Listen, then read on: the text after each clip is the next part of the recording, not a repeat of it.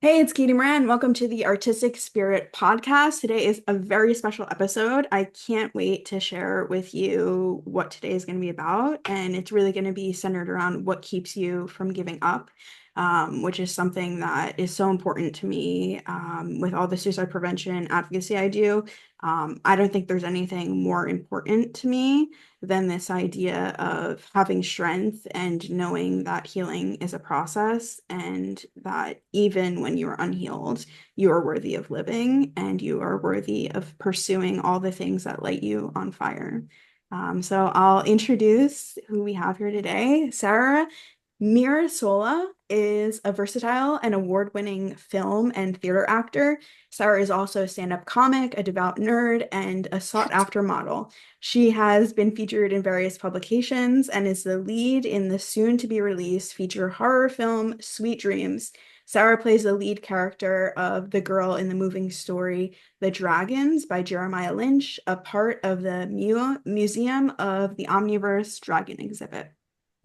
Next, we have Autumn Ivy, who is a well-known cosplayer with a legion of fans. She's an inspirational fitness model and is an in-demand and highly skilled voice actor with frequent new releases. She currently stars in the recently released feature film thriller Bittertooth. I also follow her on Instagram and absolutely love the content, which is just a bit of a side note. And Eric Schumacher is a multiple award-winning and critically acclaimed actor, director, producer, best known as one of the few performers to have played both Wyatt Earp and Doc Holliday in the separate nationally publicized media productions, one being the legendary Alex Cox mockumentary feature film Tombstone Rush Amon. Eric is the current president of groundbreaking niche media production and marketing company Sealy Studios LLC and co-produced the Museum of the Omniverse series with author and publisher David Lee Summers, playing several characters in the series also. Eric is a principal cast member in the Revenge of Zoe nerd comedy feature film trilogy, soon to be released as a trilogy from Bayview Entertainment. Thank you so much for being here, everyone. Glad to. Pleasure. Thank you. Thanks for having us. Oh, could I real side note? Sweet Dreams has been released. It is out Oh, for viewing. I didn't Yes. know. That's great. I And love that. last Congratulations. That's last such good news. Halloween. So yes. My apologies. I didn't know. That's wonderful. I love that. Awesome. I'd love to start off with Autumn. What keeps you from giving up? That's a loaded question for me. I've never not put myself into a position to be um anything less than realistic. I Mm, appreciate that, by the way, Katie. And if you've seen some of my other videos that are not necessarily correlated to, fitness or my other sides of business, the 50 other thousand things that I do, I also don't have a problem just being that guy. And a loaded question like, okay, well, what keeps you going? I mhm, mean, you positioned yourself not but a few minutes ago saying that you obviously very clearly advocate for suicide prevention. mhm, The reality is that I'm not good at any given point in time. I look like I'm good because I have to be good, because part of our job, especially as content creators or actors or anything else that we do, is that we pretend to be good constantly. We're at some point or another a different kind of character at any given moment.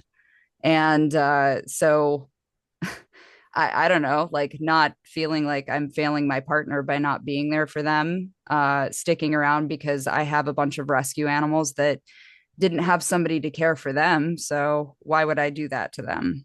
Um, the reality is that I can convince myself in a split second that there's nothing to continue to deal with. And that's the reality of truth. But I do it because I know that there are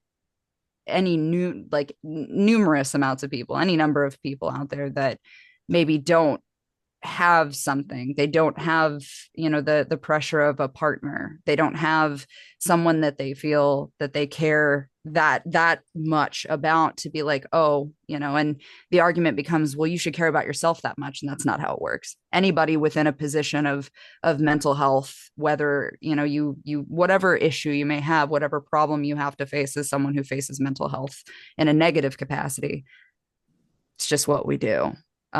So Mhm. if that puts me in a position to be able to stand for them, to show them that, yeah, you know what, it sucks. It's not good all the time. We make moments of those things. We make good moments of those things.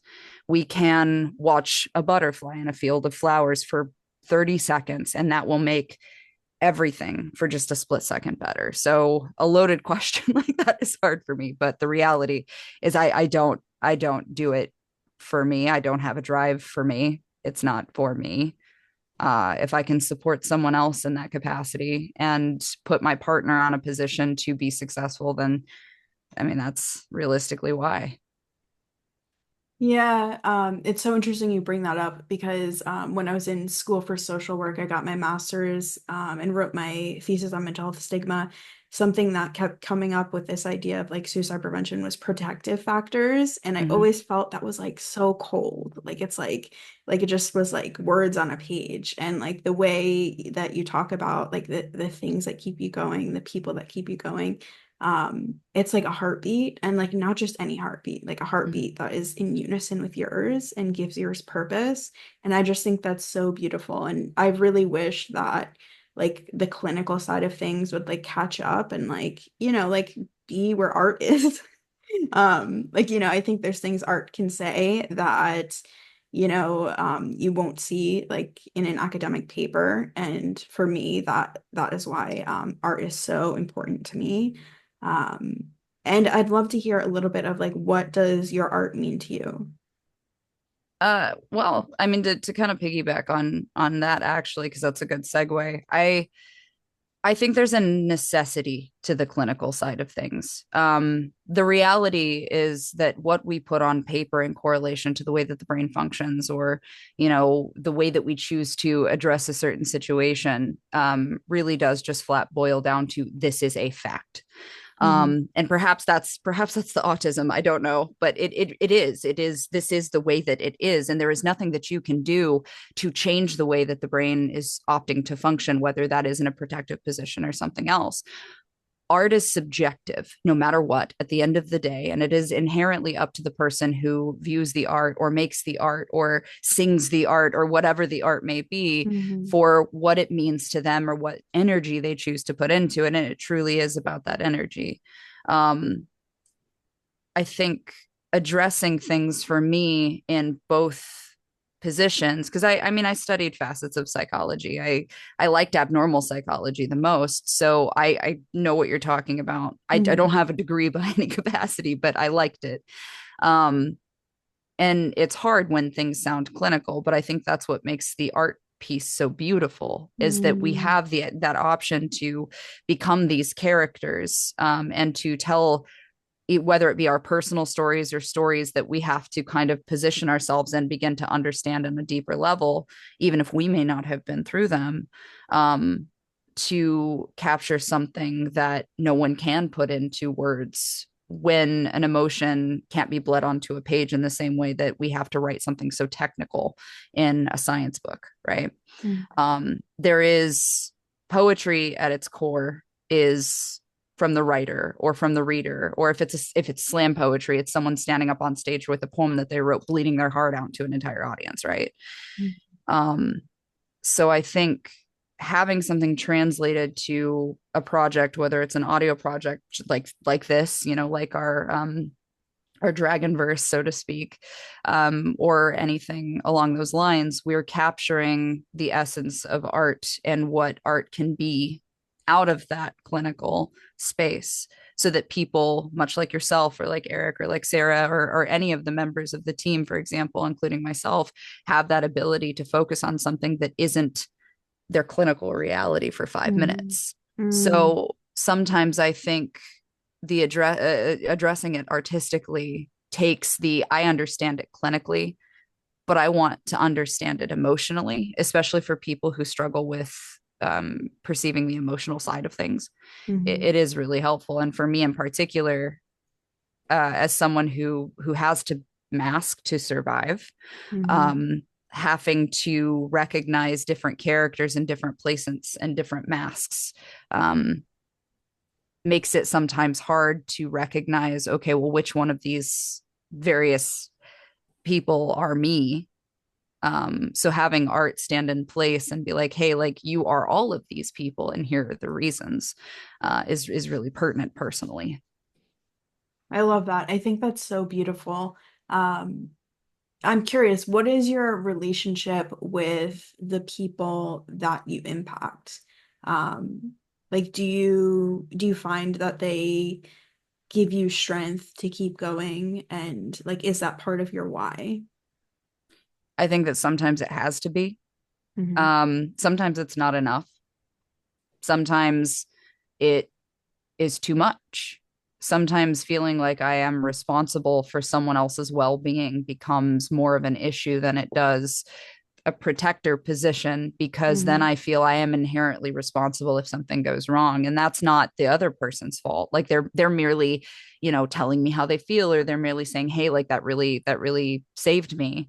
Um, the hard part about navigating your own personal mental health while you're also in a position to be someone that people look up to, or find motivating, or whatever phrase you want to use, it really does boil down to recognition of the self, and like what can I take today. So anybody who is an actor, a content creator, and even being in this position where you have so much passion and love for mental health advocacy, and especially suicide prevention and so on, you also have to take a self responsibility for that care, for you to recognize when you need to draw your line. The positive, messages that I've gotten from people from something so simple as a role, of just like, hey, like I was really not okay, and then I started listening to this series, and like I don't know, it just got me through it and I was okay. Art as its core media, no matter what the media may be, has this innate ability to impact people and their heart and the way that they address things, so that something you put your heart into, that you also assisted in creation or even created yourself, touched someone so deeply that it got them through that little bit of time, that little core piece of just horrible, right? Whatever the horrible is, it's just Hmm. sucks, it's bad. Hmm. um but you got them through that. And there is something to that for me personally, because I feel like I did achieve something. I did help someone, but I also do have to acknowledge the darker aspect of it, which is I can't save everyone. Hmm. And as much as I would love to, be like, okay, well, how do I fix this? I can't, but I can do what is within my power. And that's continue to try to, help myself and recognize that I can't uplift other people if I do not have my core self at least stable. Even if I'm not happy, I don't have to be happy. I just have to be stable. And that recognition is a huge part of that too. Yeah, I think for any artist, speaker, content creator, it's that idea that you can't reach everyone is so Mm. hard, specifically if like you are about like motivating people, inspiring people, because it's like you feel like you're taking something from someone if like they aren't reached by you. And the way I always like see it, that like gives me a lot of um comfort is this idea that I can't break through to everyone, but that doesn't mean that the people I breakthrough can't break through to someone else. And like Yeah. I always think about that like ripple effect. And that's kind of like what keeps me going with um that when I hit a wall, when I feel like I didn't reach someone. Well, I think that's the beauty of art. So sorry, my camera decided to tilt. There we go. Come on. No? Okay. I think that's the beauty of art and what we do, and kind of the transfer of that energy, right? Is because maybe we weren't able to necessarily reach that person, just like you said, but everybody's form of creation and everybody's form of art is so unique to the person that creates it in whatever capacity that may be, or even not necessarily art, but the way that you speak, the way that you choose to address someone, the way that you lean into somebody who might be a stranger, and listen to that, like simply listen. Something so simple as listening, and how that can inherently take a simple action and have a compound butterfly effect, right? Mhm. We constantly perceive the butterfly effect as being something that automatically is going to be negative. And the reality is that the butterfly effect can also be something beautiful and positive. And maybe if we took that into consideration with our interactions with other people, like, hey, if my impression on someone maybe doesn't quite reach them, maybe it affected them enough to do something different, even if it wasn't directly correlated to me, to affect someone else down the line differently. It's also how we get generational trauma, which that's a whole other conversation, but just to touch on it because it is relevant, generational trauma doesn't happen, doesn't stop unless someone in that line starts to recognize what has occurred down the line. And the same could be said for complete strangers in the way that you touch their lives. Wow, that's so powerful. And I actually have never made that connection before. Yeah, I'm definitely gonna dive into that later. Sara, I'd love to hear from you. What keeps you from giving up? Yeah. Well, I first thank you, Autumn. That was so beautifully worded. You touched on like a lot of connections that I personally like to see in the way that I feel with things. So I really loved hearing you say that because especially given my age group, the butterfly effect is a movie. I'm like, no, it can be positive too, guys. Yeah. I thought the same thing. Yeah. I've seen all three of the endings. I like the director's cut the best. Yes. It was the most profound, but truly sad. Not giving up for me, there's been, lots of different, not even phases. Sometimes I think we hear this word, people talk about phases you go through, and they automatically think, my goth phase in high school, my whatever. But I never let go.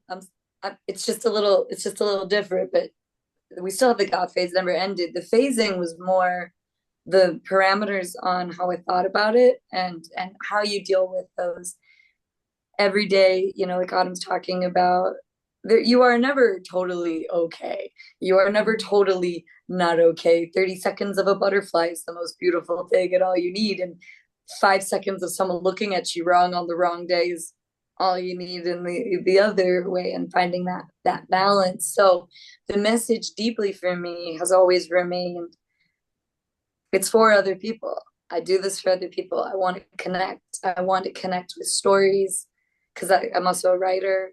Stories, art, the acting, being the story, so that people don't feel alone, because that's what I held on to growing up very young. I started to have self-doubt and thoughts of suicide very, very young because of situations I was in. So that was always the message. Like, one day I'm going to be, I don't want to be famous, but like one day I'll be respected and I'll have enough money. I can afford to pay for other people to be able to do things and it'll all be fine.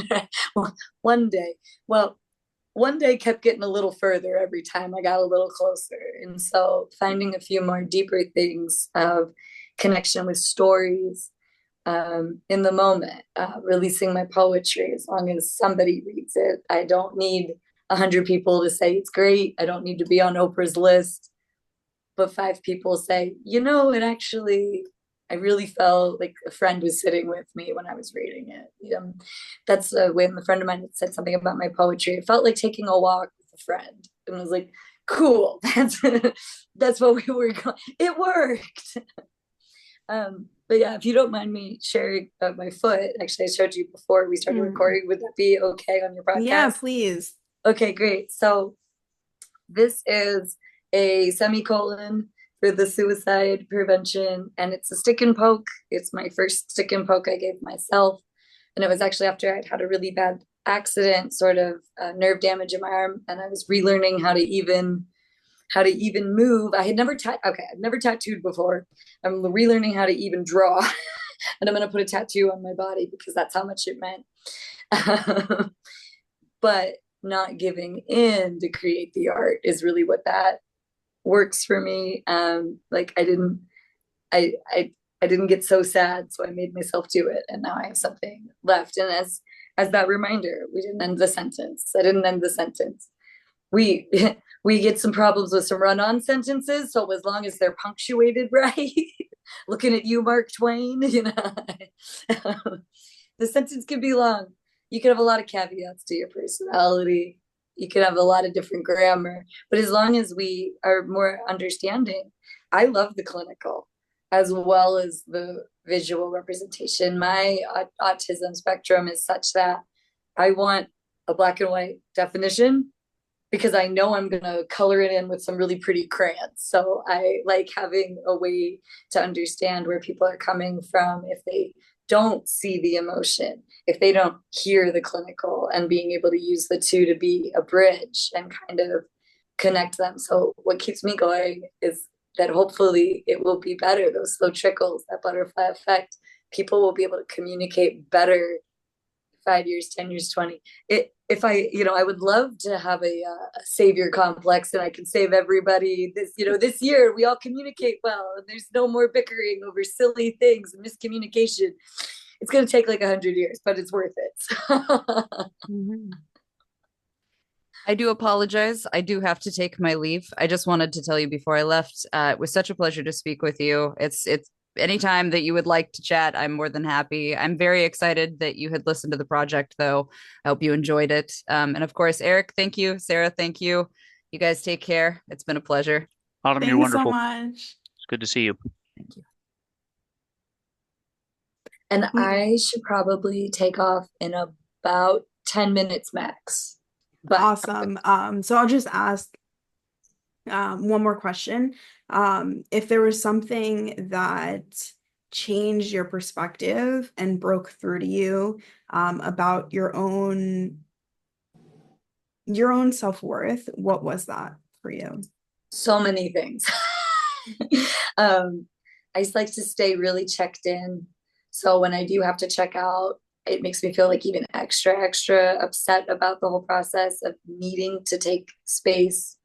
So, I mean, honestly, yeah, like finding Sealy Studios and becoming a partner with them throughout a couple of different projects through some of the hardships that Eric has talked about with the studio as well. Um, like I had said, finding a group of people who give you enough feedback. Yes, you are good. You do deserve, well, every human deserves love, but as an actor, you do deserve to say you do this professionally. You are good. It's actually right when I had met Eric, I should say, was right at a moment when I had decided to not continue being a waitress and trying to struggle between the two. I was going to simply focus only on my creative, mainly on acting. That's changed a little bit now, but meeting them was really at the time that I had, and I was still a little scared. Can you find paid projects? Is someone going to like your type, if you will, to talk about how actors are visually looked at from a get-go, and so finding them was like, they cast me in projects, like, and we deeply get along. It's not just that they like me as an actor. When we talk and we're working on a project like the Omniverse of the Dragons, Museum of the Omniverse. No, I can't even. Nope. Museum of the Omniverse Dragon exhibit. My vocal cords are just struggling so hard. But projects like that, not only was originally that first piece that we worked on as sort of a proof of concept, having Eric come to me and ask me to audition to be the girl, not just for vocal, not just is it right or does it, I don't like that, but there's the right way to say everything for the exact right message to get through, right? Mm-hmm. So your voice is exactly right for this character. And to find, it's also because we know a slightly deeper meaning of, he knows I have synesthesia and that I'm connecting to this character, or maybe something else. He knows that I'm going to find that inner depth of the character and pull it out because there's a close connection. In acting, they talk about the magic what if I were this person? What if I lived in those situations? And you try to find as much connection and through line to the person that you're playing with acting. And sometimes very far removed, they talk a lot about if you're playing a villain, right? Well, but you can't play them unless you're doing slapstick, parody for children. They're not a villain. What are humanizing things about them? What do you understand? You can't hate your character. You have to find things you love about them and you connect with them, but that could be difficult. There's also the opposite. Sometimes if you connect so heavily to your character, you almost feel like oh, I know everything about them. I'm sometimes worried that you could overlook nuances or some things like that, if you will. But simply, I had finally made a commitment to myself. Everyone says you're crazy wanting to be an actor. Oh, you'll be so poor.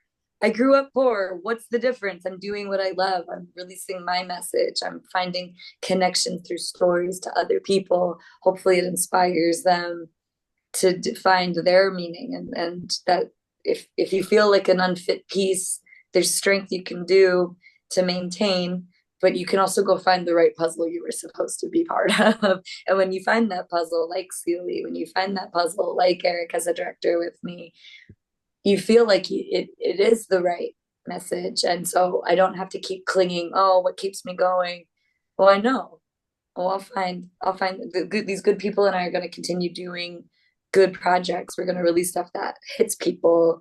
Because when we started, I remember the first time we recorded this in, Eric has a very small but personal use, like sound recording booth, if you will. And, you know, every truck that goes by, you're holding for sound, going like, is anybody ever going to even hear this? Is this going anywhere? But you keep going because they will. They will. And that belief is also tied into affirmative and action for me. You believe it, so you make it happen. And I've lost my thread, so I hope I answered the right question. Yeah, absolutely. I really And I loved hope it that. took too much time away from. Yeah, I really loved your piece. I don't want to give any spoilers Right. away. I actually had to re-listen to it because I was like, oh shoot, I don't want to give any spoilers away. Yeah, but it really moved me. Especially with like things I've been through. And I think like the idea of like good art like tells you about the artist, and like great art like shows you who you are, like I like yourself. that. Yeah. I love the Mhm. ways. Yeah, exactly. And that's especially because I come from, so it's like I have an acting background, a writing background, but then my writing is like personal memoir poetry, which is more of like a prose poetry, and I really care about form, and then that also leads into putting the visual art with it. But then I also write sketch comedy and scripts. So then as an actor, I'm an actor, but then also like a writer and director of it's so to me though, I love those connections. Not everybody has to be into everything, but Mhm. if more connections exist, then they can be more easily understood. Like I personally love finding great analogies to explain to somebody in the shortest words possible, because we're always stressed, because there's always no one wants to listen to you talk for an hour. But you find these shorter connections that exist. Engineering, physics, and acting. That's what I studied in school. Everyone thought it was crazy. Well, it makes a lot more sense if you know where to find the bridges. And maybe even if someone's not studying physics and acting, but reading somebody come up with an analogy to compare the two helps them glean and extrapolate, insert some other facet or theology or what have you. And I just building connections and getting rid of misunderstanding so we can build connections, so that we can all really build a community, a true community of helping each other prosper, and have us all make art. And even if the art is a road, because I would like some artistry in the roads. If you live in Tucson, they're not great. Oh, quickly then, I also then have my comedy background, which is like very new and it's different from everything else. So I write these highfalutin neoclassical poems of emotions, and then I do it as a stage joke. But it's a different, while it's the same person, Mhm. it's different nature. Someone wanted to sit down and read this essay, they'll give me the time to make it 5 paragraphs and have my thesis and my counter argument. I have 5 minutes on stage to a room of half drunk people. We got a word choice a little faster, but the same message has to be come across. So for me, finding new fascinating ways too is the thing to stay alive for, if you will. Okay, hold on, there's new and fascinating things. Meeting wonderful people that you do cool projects with, and they keep asking you to come back, right, Eric? Right on. Yeah, that's awesome. I love that kind of like the meta kind of like different experience of writing. Like for me, when I like kill a character, like the first time I read it, I like cry. But Kill your then like after darlings. that, yeah, then after that I laugh because I'm just like this is honestly so sad. But yeah, I love it. I I love think it. that's part of it's part of processing things is seeing it from different directions. And I think that is just such a healing experience and quite a gift you can give to people when you share that. Now, Eric, what keeps you from giving up? Well, that's a great question. And I think most of what keeps me from giving up is a sense of purpose. A sense of I mean there are really truly there are a lot of factors. I mean to some of what Autumn and Sarah both alluded to in different ways. Some of it is community. Some of it is the knowledge either of um, what I mean in the collective of the people who are close to me, and what they mean to me. Um, some of it, some of it, and especially the people who've, supported my work Mhm. and helped me to keep going, that I don't want to fail them. Most especially when we're in the midst of a project, and at those times where it gets really hard. And I've not been on a project where it wasn't difficult to continue at some point. It's kind of par for the course with anything that's really, Mhm. from my experience, with anything that's really, um, you know, got a lot to it. A feature film, a series project of any kind. These tend to be very difficult endeavors, whether well funded or not. And there's always that point where everyone is ready to just, I can't take this anymore, but I'm not going to fail my team. I'm not going to fail the Mhm. people I'm working with. Of course, the people on the personal level, but it's also just that overall sense of purpose. As I mentioned in another segment, I've done a lot of deep introspection about purpose, and there's a lot I don't know. I mean, there's a lot I don't understand about the organization of the universe, obviously, right?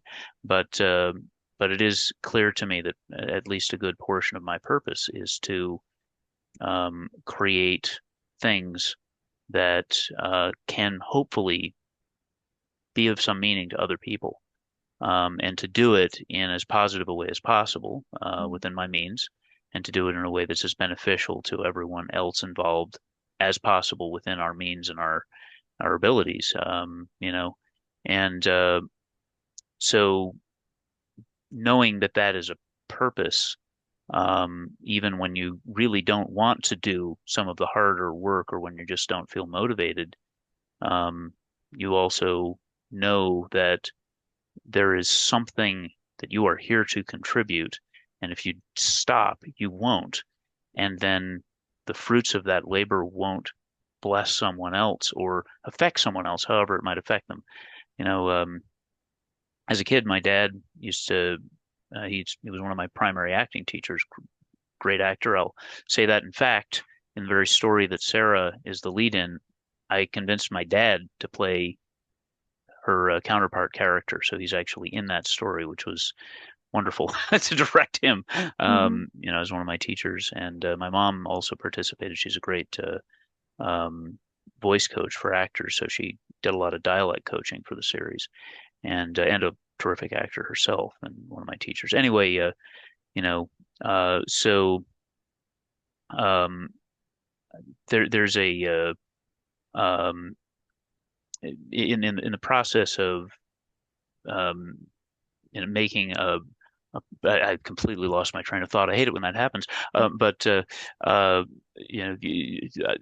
in the midst of um, making a project, and oh, that's what I was. I'm sorry. I found it. I found the train. I found the train.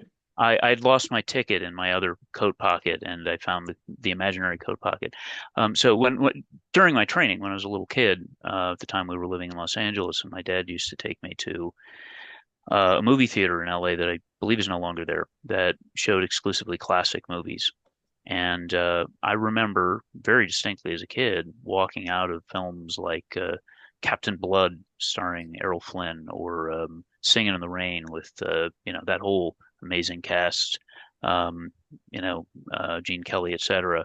And having emotions and feeling like I could do things, like I could accomplish things, like I can do that. I'd walk out of the theater after Captain Blood and I'd be fencing everyone in the theater, as a little kid, or I'd try to dance. I actually did, true story, I tried to study tap dancing a couple of times, found that I was very bad at it. Studied with, in fact, for briefly, one of Gene Kelly's own choreographers at a school that he ran. Even met Gene Kelly once at a library a long time ago, very briefly. And I did give up on that mainly because I really am not meant to be a dancer. But the inspiration was there to try it, and in doing so, learn new things, experience things, and further be impressed by the work of those who could, and to find my own strengths. And I always wanted to give that experience to others. I always wanted to have people. I wanted to make things that would make people walk out of a theater or step out of their car in the case of this show, or or take off their headset or whatever, um, and be changed in a positive way somehow, or learn something, or you know uh, see something new in their lives, experience an emotion that was healing or cathartic or whatever it might be. I think it's an important work. And knowing that I had the training to do that, the passion to do it, and the skill to do it, all hard won, um, uh, and some degree of talent that was just gifted me. I hope. I hope I had talent. Regardless, I'm still going. Uh, I came to the conclusion that it is my responsibility to give my best, so that I can, do my part to pass that gift along. Um, and then again, because I believe very much in tr doing everything in my power to do things the right way, um, working very hard within our means and our skill sets and our, you know, infrastructure, whatever we have at the time, to try to make every part of that process as positive for everyone as I'm capable of. Um, to create a safe space for performers, to create a safe space for cast and crew in general, to try to, form our whole business models around mutual success, everyone's boat rising at the same time. That's our motto: all boats rise together. And and that is another big motivator, because it is not about me. It just isn't. So when I start to lose faith in myself, or I start to fall apart at the seams, and believe me, I have multiple times during this process and many others. Sarah knows me well enough to know. Understatement. Yeah, Understatement. I He's mean, fallen I've run myself ragged trying to make everything work, and I take lots of, I put it all out there and take lots of risks to try to do this work well. And at those times where I'm just like, I just can't do this anymore. Um, you know, part of it, part of what picks me up is, yeah, I have to, because I'm a linchpin in this whole thing that we've created for everybody. It's not about me. It's I'm just doing my part, and my part happens to be the skill sets that I have, some of which are leadership skills, some of which are producing business skills, some of which are directing skills, acting skills, whatever they might be at the time. But, even as an actor, when that, in the cases where that's solely my role, like where I'm hired purely for that purpose, um, you know, I see it as my job to do everything in my power to be as extraordinarily prepared, as extraordinarily ready, as fight every barrier that could prevent me from giving everything I've got in every moment. Because, like, when I've shown up on a set and, 4 hours earlier there was a crew there setting up, I'm not going to fail them if I can possibly not fail them, you know? And people know that too. And that when people know that, everyone works together better, because they know, hey, I see what you're giving, and I'm going to give that back, you know. I've had the blessing of being a lead actor on a number of projects, or in many cases, close to that. And as my dad taught me and my mom, when you're a lead actor, it means you're leading, even if you're not the director. It means that the other actors who, see that you've got the biggest quote unquote role, to some degree, whether they mean to or not, are going to look up at you as exemplary of this is what is expected on this set. So I try very hard when they look at me to see discipline, focus, drive, and kindness to the degree that I can. Yeah, you You mentioned in do. the Thank you. that's awesome. In the Heartfelt Lift episode, the story of being it just shows how impact driven you are. And I'm curious, bringing this back to the audience and someone listening, what would you say to someone who doesn't feel connected to their art because they're too afraid to put it out there, and they're not connecting with the people that they're meant to impact, and they have that fear of putting themselves out there, so they're not getting that necessary feedback of impacting people to keep going. I have some thoughts on that, if I may. Yeah. So one really interesting example about this. So as you mentioned in my bio, um, one of the wonderful roles I've had the opportunity to play was Doc Holliday in the legendary Alex Cox's terrific guy, fantastic to work with, by the way, um, uh, and now a friend, I'm very pleased to say, um, his mockumentary Tombstone Rashomon. Um, the film it's about um, it's kind of another retelling of the Tombstone gunfight at the quotes OK Corral story. It didn't happen at the OK Corral. It was on Fremont Street, as Doc says in the movie. And a lot of Alex's purpose for that film, I believe, was to point out that there are multiple ways to look at a story, and no one living really knows what happened in that famous event. So he created a scenario where you see it from different angles and the perspective of different characters, and it's a very different story each time.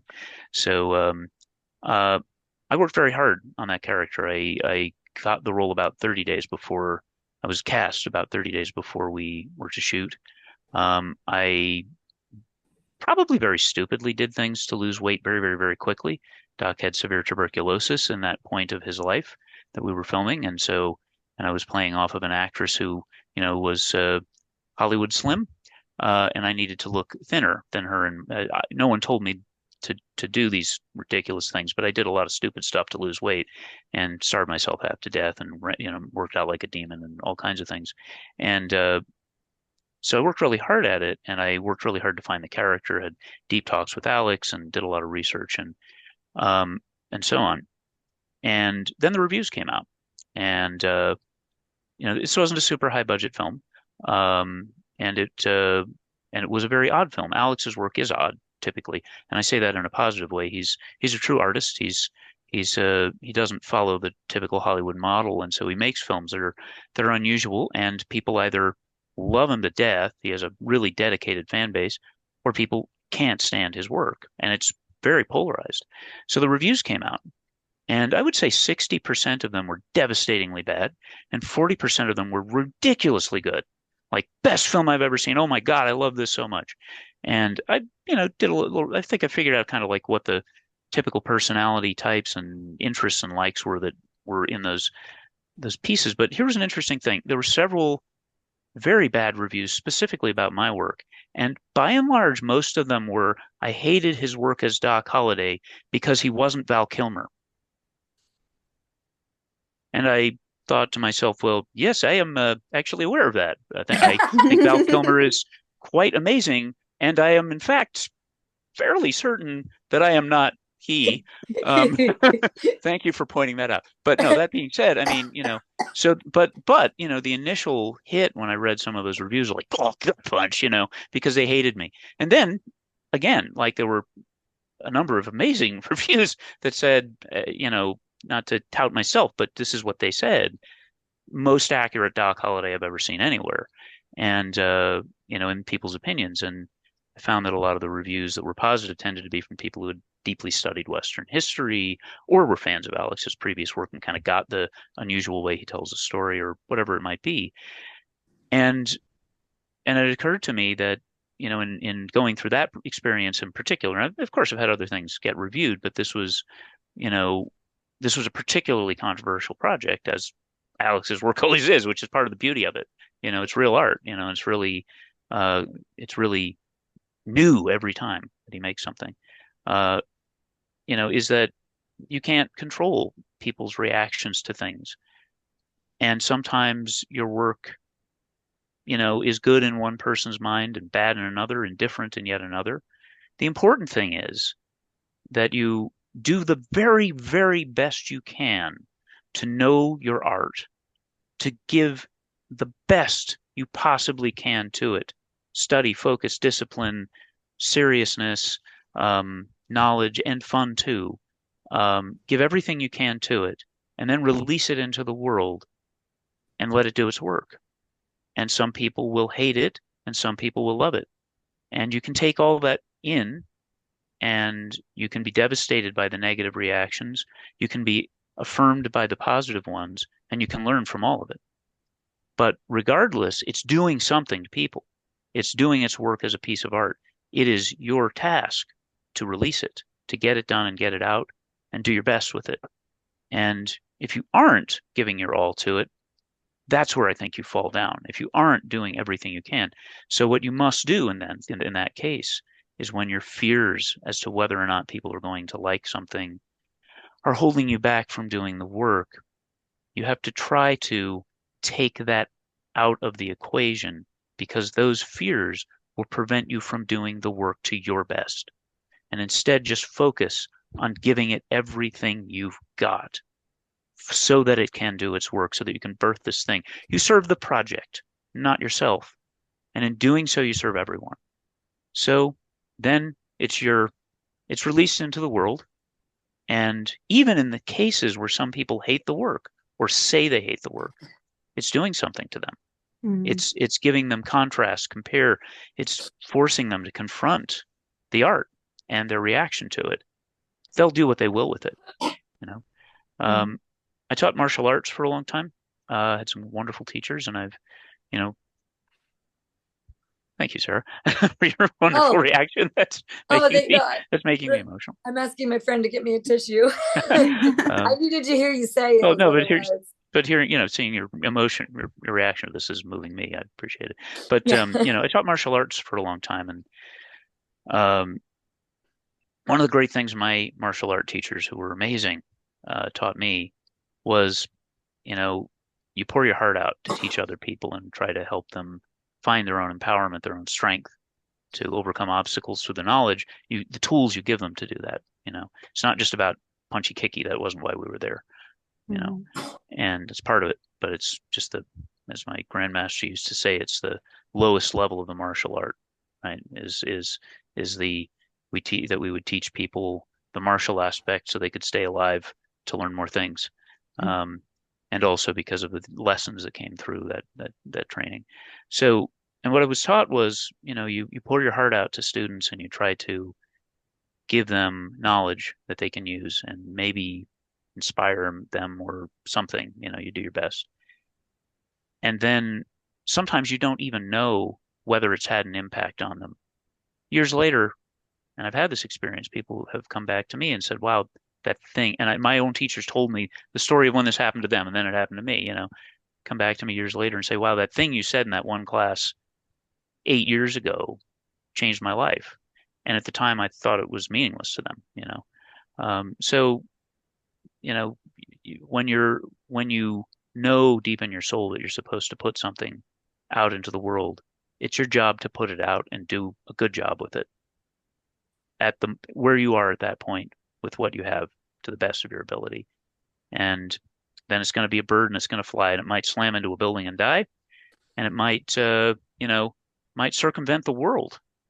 But maybe whatever it is that you contributed to them makes that flight joyful or better in some way. And that's your part. Do it. Yeah, I always call that invisible impact, is that we never know who we're actually impacting. And it came from, I was doing a lot of suicide prevention advocacy on social media, and on certain platforms, I would get no engagement. And I would see people in person and they would just be like, wow, like what you're doing is like really important. Like it's really moving. Like it really impacted me. And I'd be like, they never liked it. They never messaged me. They never engaged with it. I wouldn't have ever known that it impacted them. And I think so much of when you're just starting out in anything, so much of the impact is invisible. And like you said, sometimes it can take 8 years for someone to share how you impacted them. Sure. Maybe they're And it not ready. doesn't, Maybe they don't even know, yeah, and you it know. doesn't make it any less profound. Sarah? Yeah. So I have a couple of things I want to tie them together. Um, so yeah, with that impact, and because Autumn had mentioned it too, and I've forgotten, but it wasn't always necessarily with my art or in a artist, writer, comedian, actor, but I have an old DeviantArt that I studied. They started when I was 12, because even saying DeviantArt's an old-fashioned statement, let alone, you know. And I would just release my poetry out there. And so I got feedback from typically good, understanding good critique. Here's merit. I liked it. Here's things to work on, which was very helpful. Because like, my friends didn't really care. I was very odd out. I was the odd one out, even amongst the group of the odd ones in the, you know, um, Making you but our people. yes, yeah. And it's called alpha. People think it means best. It means first. Think how many bugs the beta has.